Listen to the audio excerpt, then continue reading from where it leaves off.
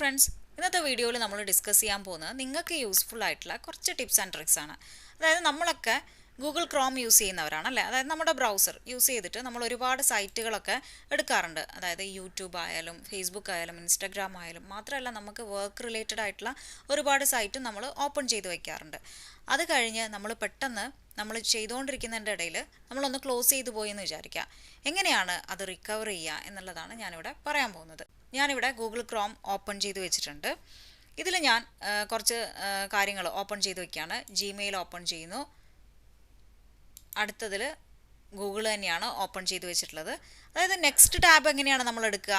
Control കീയും ടിയും ആണ് അതിനുള്ള ഷോർട്ട് കട്ട് എന്ന് പറയുന്നത്. അതായത് ഇവിടെ പ്ലസ് സൈന് ക്ലിക്ക് ചെയ്ത് കൊടുക്കണമെന്നില്ല. കൺട്രോളും ടിയും കൂടി ഒന്നിച്ച് പ്രസ് ചെയ്തിട്ടുണ്ടെങ്കിൽ എന്താണ്, നമ്മുടെ കീബോർഡിലുള്ള കൺട്രോൾ കീയും ടി എന്ന് പറയുന്ന ആൽഫബറ്റും ഒന്നിച്ച് പ്രസ് ചെയ്തിട്ടുണ്ടെങ്കിൽ നമുക്കിങ്ങനെ എന്താണ് നമ്മുടെ ബ്രൗസർ ഓപ്പൺ ചെയ്യുന്നതായിരിക്കും. ഓക്കെ, അപ്പോൾ ഇതിൽ ഞാനൊന്ന് ഇൻസ്റ്റാഗ്രാം ഓപ്പൺ ചെയ്യട്ടെ. അതുപോലെ തന്നെ അപ്പോൾ ഒന്നിൽ ഞാൻ ഫേസ്ബുക്ക്, മറ്റേതിൽ ഇൻസ്റ്റാഗ്രാം, ഇതിൽ ഗൂഗിൾ തന്നെയാണ് ഓപ്പൺ ചെയ്ത് വെച്ചിരിക്കുന്നത്. ഞാൻ പെട്ടെന്ന് എൻ്റെ ബ്രൗസർ അങ്ങ് ക്ലോസ് ചെയ്തു എന്ന് വിചാരിക്കുക. ഓക്കെ, അതാ ക്ലോസ് ചെയ്തു. ഇനി അത് എങ്ങനെയാണ് റിക്കവർ ചെയ്യുക? അതായത് നമ്മുടെ ഗൂഗിൾ ക്രോം അഗെയിൻ നമ്മൾ ഓപ്പൺ ചെയ്യുക. പക്ഷേ നമ്മൾ എടുത്തു വെച്ച സൈറ്റുകളൊന്നും ഇവിടെ ഇല്ല. പക്ഷേ നിങ്ങൾ എന്ത് പ്രസ് ചെയ്യുക? കൺട്രോളും ഷിഫ്റ്റും ടിയും കൂടി ഒന്നിച്ച് പ്രസ് ചെയ്ത് കൊടുക്കുക. കണ്ടോ, നമ്മളെടുത്ത എല്ലാ സംഭവങ്ങളും ജിമെയിൽ ഉണ്ട്, ഫേസ്ബുക്ക് ഉണ്ട്, ഇൻസ്റ്റാഗ്രാം ഉണ്ട്, ഗൂഗിൾ ഉണ്ട്, എല്ലാം ഇവിടെ വന്നു കഴിഞ്ഞു. മനസ്സിലായല്ലോ?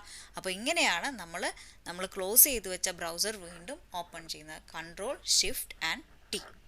ഇനി വേറൊരു കാര്യം കൂടി ഞാൻ പറഞ്ഞുതരാം. അതായത് നമ്മളിപ്പോൾ ഒരുപാട് വിൻഡോസ് ഓപ്പൺ ചെയ്തിട്ടുണ്ടെന്ന് വിചാരിക്കുക. അതായത് ഇവിടെ ഗൂഗിൾ ഉണ്ട്, അതുപോലെ തന്നെ എക്സൽ ഉണ്ട്, പിന്നെന്താണ് നമ്മുടെ വേർഡ് ഉണ്ട്, അത് മാത്രമല്ല ഇതുകൂടി ഉണ്ട്. ഓക്കെ, ഇങ്ങനെ എല്ലാ കാര്യങ്ങളും ഞാനിവിടെ ഓപ്പൺ ചെയ്ത് വെച്ചിട്ടുണ്ടെന്ന് വിചാരിക്കുക. അങ്ങനെയാണെങ്കിൽ എനിക്ക് പെട്ടെന്ന് ഡെസ്ക്ടോപ്പിൽ നിന്നൊരു ഫോൾഡർ എടുക്കണം എന്ന് വിചാരിക്കുക. അപ്പോൾ അങ്ങനെയാണെങ്കിൽ വിൻഡോസ് കീ ഉണ്ടല്ലോ, കീബോർഡിലെ വിൻഡോസ് കീയും ഡിയും കൂടി ഒന്നിച്ച് പ്രസ് ചെയ്തിട്ടുണ്ടെങ്കിൽ എല്ലാം കൂടെ ഒന്നിച്ചങ്ങ് മിനിമൈസ് ചെയ്യുന്നതായിരിക്കും. മനസ്സിലായല്ലോ?